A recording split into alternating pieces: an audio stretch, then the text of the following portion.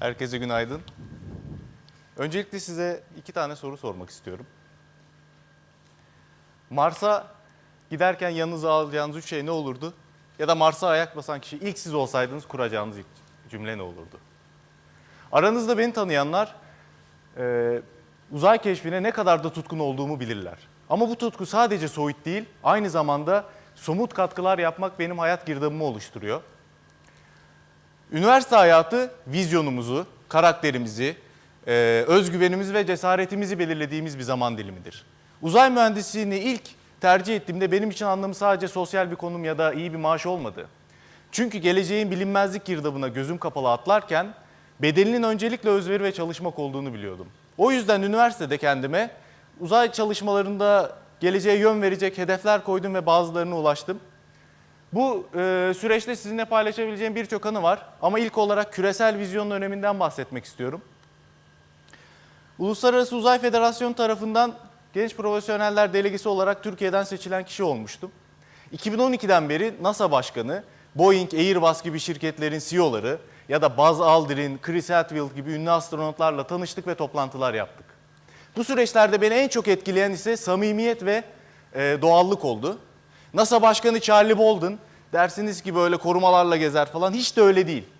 Kanada'daki balayı hikayesini anlattı ve daha sıcak bir ülkeye gitmediği için duyduğu pişmanlığı dile getirmişti.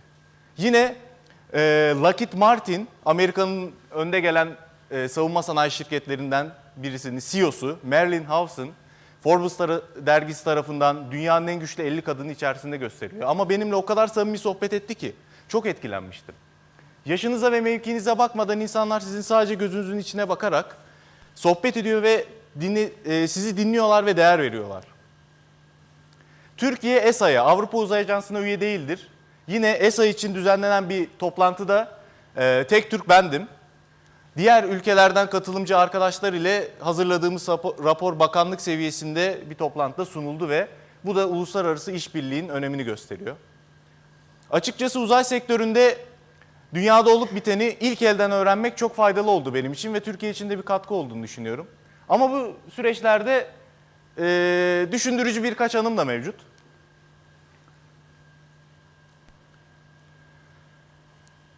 Geçen sene Los Angeles'ta bir konferansta sunum yaptım ve sonrasında bu esprili fotoğrafı göstermiştim. Çıkışında Türkiye'de çalışan bir mühendis yanıma geldi. Bir dakika, bir şey söyleyebilir miyim? Her şey çok iyi de dedi. Şu fotoğrafta neden astronotlar Amerikan bayrağı taşıyor dedi. Şimdi biraz donup kaldım çünkü bu bir espri ve film karesi ve ben de 30 dakikalık beni terleten teknik bir sunum yapmışım. Sonra pek bir şey diyemedim, biraz da hata verdim böyle. Sonra yanımdan ayrıldı, o da bir şey diyemedi. Benzer bir konum Kanada'da meydana geldi. Yine böyle aktif sunumlar sonrası heyecanımı Türkiye'den üst düzey bir kurumdan katılımcıyla paylaşıyorum.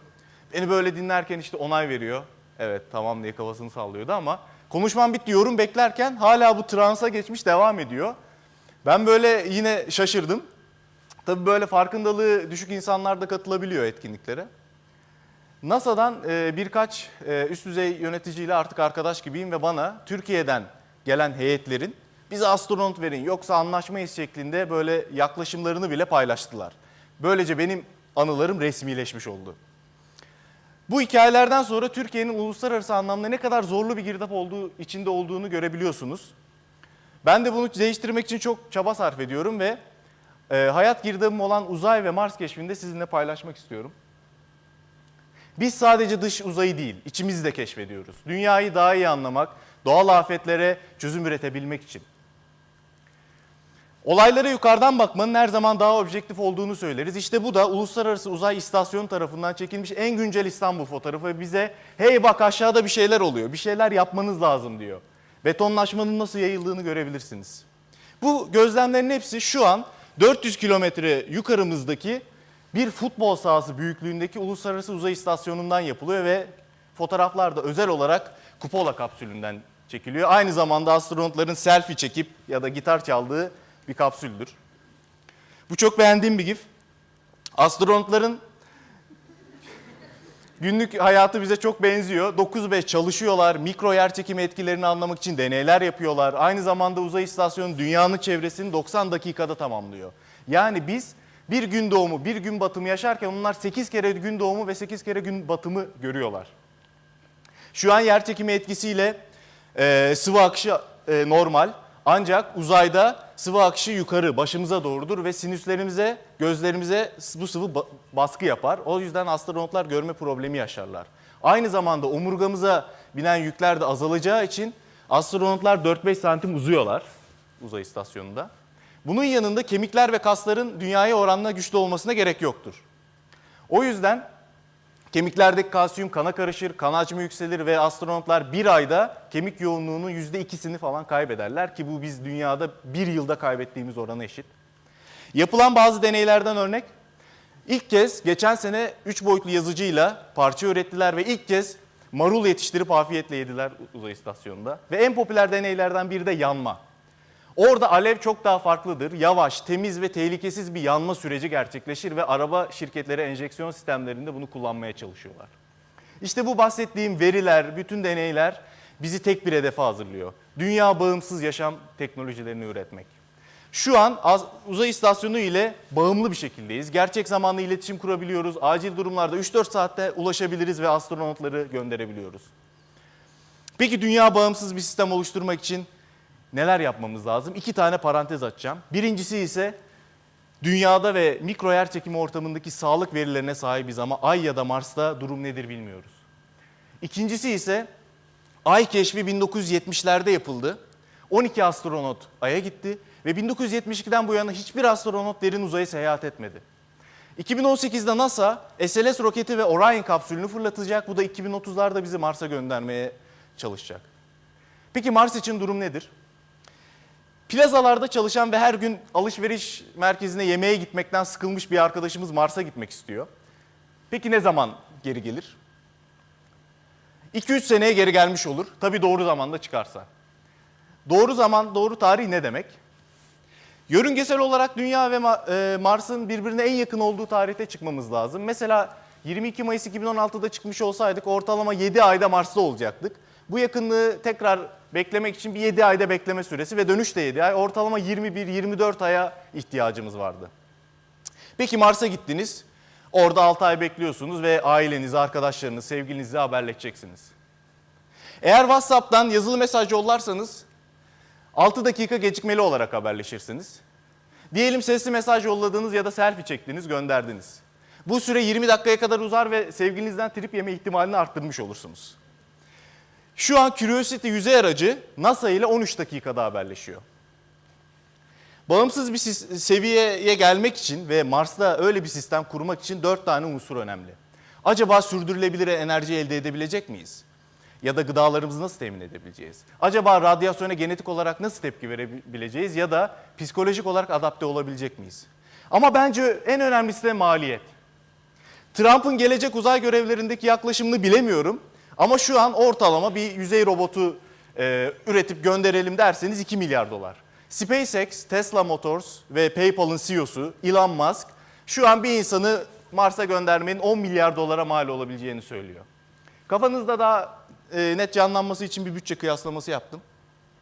Ay keşfi 150 milyar dolara mal oldu. NASA'nın şu anki bütçesi 19 milyar dolar civarında. 3. köprü 3 milyar dolar.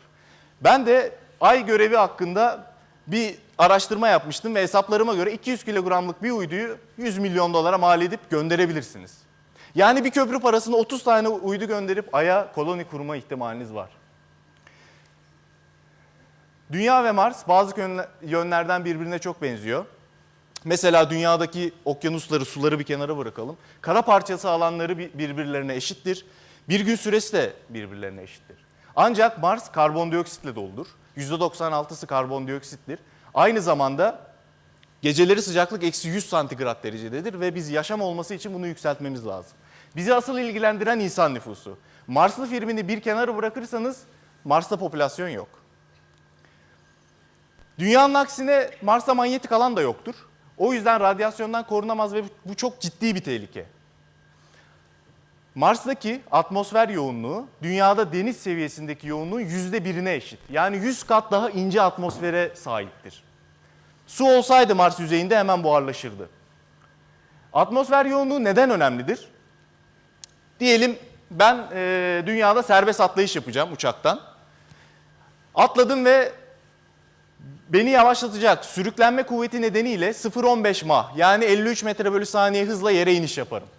Diyelim Mars'ta atlıyorum. Mars'ın 100 kat daha ince atmosferi olduğu için sizi yavaşlatacak kuvvet de 100 kat daha azdır ve yavaşlayamazsınız. Bu yüzden ben yere 1,5 mah ile yere çarparım. Biz ses hızına 1 mah diyoruz, yani ses hızını aşıp yere çarparım. Ben yok olduktan bile sesimi hala duyarsınız.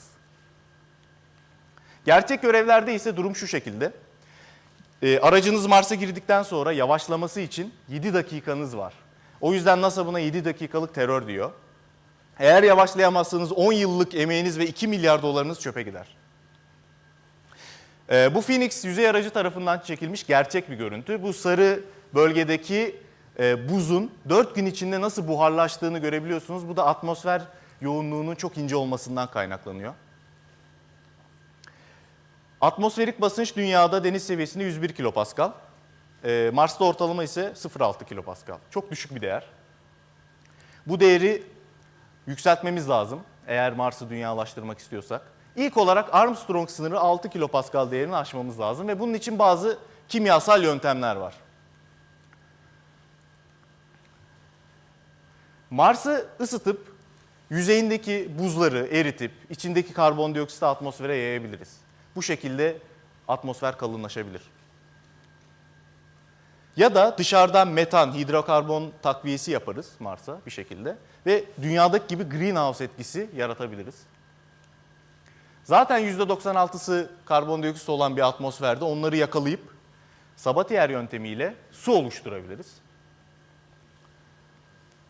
Yine benzer bir şekilde karbondioksiti yakalayıp metan ve oksijen üreterek roket yakıtı elde edebiliriz ve Mars yüzeyinde bize destek birimi olarak yardımcı olur.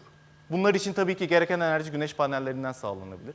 Bunlar kimyasal olarak çok doğru ama pratikte gidecek çok yolumuz var. Neden? Çünkü bu figür NASA tarafından oluşturulmuş ve Mars'a düzenlenen görevleri gösteriyor. Şu ana kadar 40'ın üzerinde görev yapıldı ve başarı oranı sadece %38. Çok düşük bir başarı. Bunu yükseltmemiz lazım. Benim de konferanslarda sunduğum bazı fikirler ve hesaplamalar mevcut. Size sonuçlarından kısaca figürlerle göstermek istiyorum. Astronotlar bir bölgede çalışırken diğer bölgede yüzeyde robotların, atmosferde ise insan hava aracı ya da glider dediğimiz süzülen araçların olduğu bir sistem yaratabiliriz. Glider dememin sebebi bizim bir parantez açayım, akışkanlar mekaniğinde Reynolds sayısı diye bir değerimiz var. Bu Mars'ta çok düşük. O yüzden bu şekilde süzülen araçlar Mars atmosferinde ancak işleyebilir. Bunun dışında elimizde bitki ve bakteri fonksiyonları konusunda hiçbir verimiz yok. O yüzden insanlı görevlerden önce mutlaka bitki yetiştirip bakteri kültürü oluşturmamız lazım. Tabii bunlar için bir plana ihtiyacımız var. Mevcut bütün uydu ve robotlardan alacağımız verileri bir sanal gerçeklik ortamına aktarabiliriz. Bu ortamda astronotlar Mars'a gitmeden önce bitki yetiştirip radyasyon testleri yapabilirler ve sonuçlarını görebilirler ve bizim başarısızlık oranımızı düşürür bu. 2018 kritik bir yıl. Daha önce de dediğim gibi Orion kapsülü ve SLS roketi, yeni nesil teknolojiler fırlatılacak ve bunların uçuş testlerinin yapılması gerekiyor. 2020'lerde yeni yüzey robotları fırlatılacak ve bunlardan aldığımız veriler ile bizim simülasyonlarımızı güncelleyebiliriz. Aynı zamanda bütçe dengesi de çok önemlidir. Niye? Çünkü 2020'lerde uzay istasyonu göstermiştim. Onun bilimsel operasyonu 2024'te durdurulması planlanıyor ve daha çok turistik amaçlarla ya da ticari amaçlarla kullanılması planlanıyor. Bundan elde edilecek karlar olabilir. Bütün işte ajanslar, şirketler ve organizasyonlar yeni bir bütçe dengesi yaratması gerekiyor. Bahsettiğim destek birimlerini Mars'a fırlatıp operasyon oluşturarak ve bunların da hazır olması lazım tabii ki. İnsanları göndermeden önce emin olmalıyız çalışıp çalışmadığından. Bunları yaptıktan sonra da 30'lardan sonra, 35'lerden sonra ilk insanlı görev yapabiliriz. Mars yolculuğu sırasında yeni teknolojiler üretip bilimsel tecrübemizi arttıracağız. Ve en önemlisi Mars keşfi gelecek nesiller için hayal gücünü gerçekliğe dönüştürme mücadelesi olacaktır. Hayal gücünün ve gerçeklik kurgusunun en önemli örneği Jules Verne'ün Ay'a Seyahat isimli eseridir. Onun gibi dünyaya yön vermiş bilim insanları ya da girişimcilerin ortak noktası kendilerini ilerleyen geleceğin bilinmezlik girdabına cesaretle bırakmalarıdır. Geleceğimizi daha iyi kurmak için ortak girdabımız olan hayal gücü macerasında yapmamız gereken önceki ve sonraki nesilleri arasında bir köprü oluşturmaktır. Çalışma tutkumuzu ve bilincimizi gençlerle her daim paylaşmalıyız. Karanlığın içinde parıldayan bir mücevherde çok ilginç bir zaman diliminde yaşıyoruz. Teşekkürler.